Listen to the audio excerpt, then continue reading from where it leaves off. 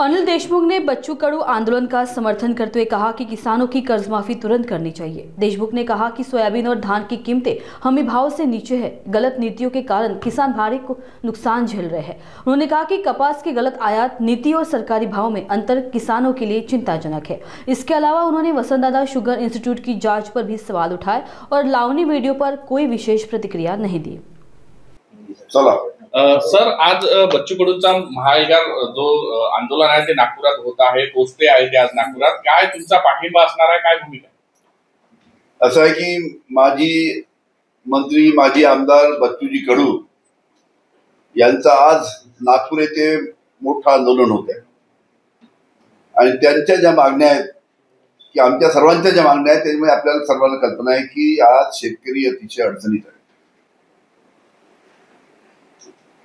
अंदाजे 1 वर्षापूर्वी जेव्हा विधानसभेच्या निवडणुका चालू होत्या त्या निवडणुकीमध्ये प्रचार करताना भारतीय जनता पार्टीचे नेते देवेंद्र फडणवीस यांनी महाराष्ट्रातील शेतकऱ्यांना आश्वासन दिलं होतं की आमचं जर सरकार महाराष्ट्रामध्ये आलं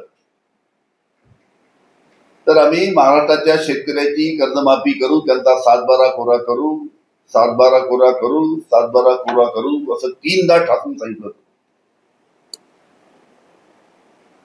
आज महाराष्ट्रामध्ये भारतीय जनता पार्टीचं सरकार आहे. देवेंद्र फडणवीस साहेबच स्वतः मुख्यमंत्री आहेत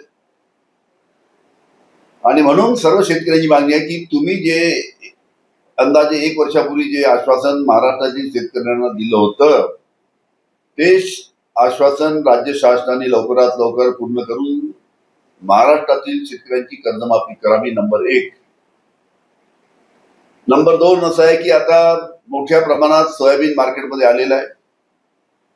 सोयाबीनचा जो सरकारी भाव आहे की ज्या भावाने सोयाबीन सरकारने खरेदी करायला पाहिजे तो आहे 5,328 रुपये प्रति क्विंटल.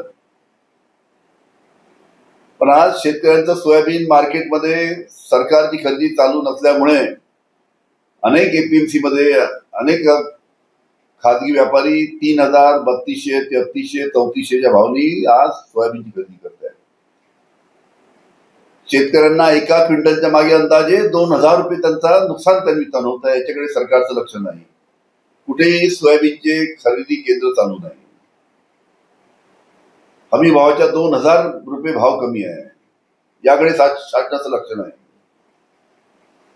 त्याचबरोबर आता कापूस मार्केटमध्ये येतोय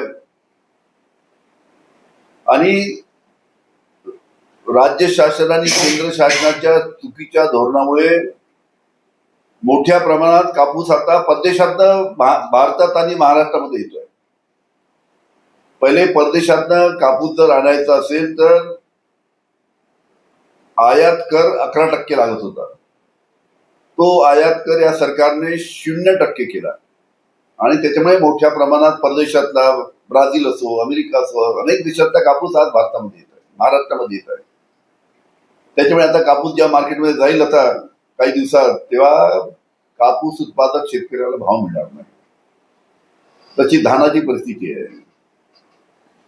तशी तिकडे नाशिकच्या भागामध्ये कांद्याची परिस्थिती आहे. सगळ्या शेतमालांची अशी परिस्थिती आहे. त्याकडे सरकारचं काही लक्ष नाही. त्याच्यामुळे शेतमालाला हमी भाव दिला पाहिजे. शेतकऱ्यांची कर्जमाफी झाली पाहिजे आणि जे फसवं पॅकेज जे जाहीर केलेलं आहे 32,000 कोटीचं हे सर्व फसवं पॅकेज आहे. दिवाळीच्या पहिले देऊन सांगितलं, दिवाळीच्या पहिले फार कमी लोकांना मिळालं. आकडे मोठे मोठे फुगून फक्त पॅकेजचे सांगितले. त्याच्यामुळे या सर्व गोष्टीसाठी शेतकरी अतिशय नाराज आहे. त्याच्यामुळे बच्चू कडूचं जे आंदोलन आहे या सर्व शेतकऱ्यांच्या मागण्यासाठी, शेतमजुरांच्या मागण्यासाठी, अपंगांच्या मागण्यासाठी, मच्छीमार असो किंवा मेंढपाळ आमचे बांधव असो या सर्वांच्या मागण्यासाठी हे आंदोलन